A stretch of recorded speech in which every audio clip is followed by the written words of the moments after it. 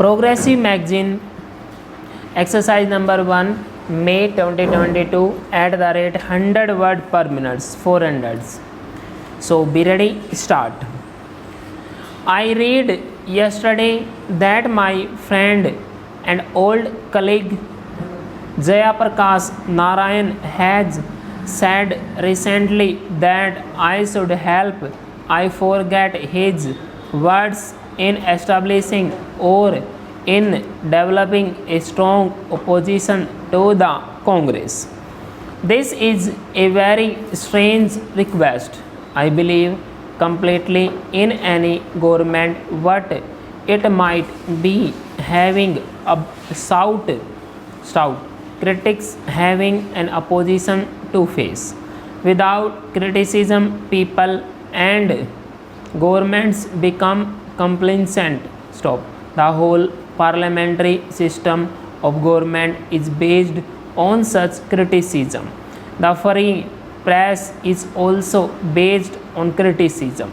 It would be a bad thing for us if the press was not free to criticize, if people were not allowed to speak and criticize government fully and in the open. It would not be parliamentary government. It would not be proper democracy. I welcome criticism in parliament. In fact, we welcome criticism from our own party members. Stop. The amount of room we have in our own party for criticism of government's policy is great. But when Jayaprakash ji says that I should build up an opposition, does he want me to build up a bogus thing to oppose the Congress? Question mark.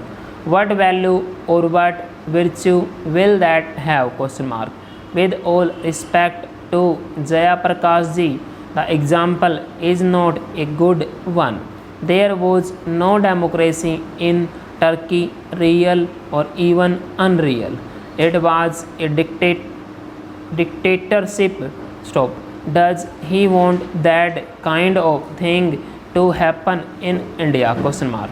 The point is that the opposition should have the first opportunity to express its opinion in the press and on the platform and to fight elections. I cannot canvass for the PSP or the Communist Party. They have the first opportunity to do so. The election commission is independent or of government. It is open to you, to any of you, to vote as you like.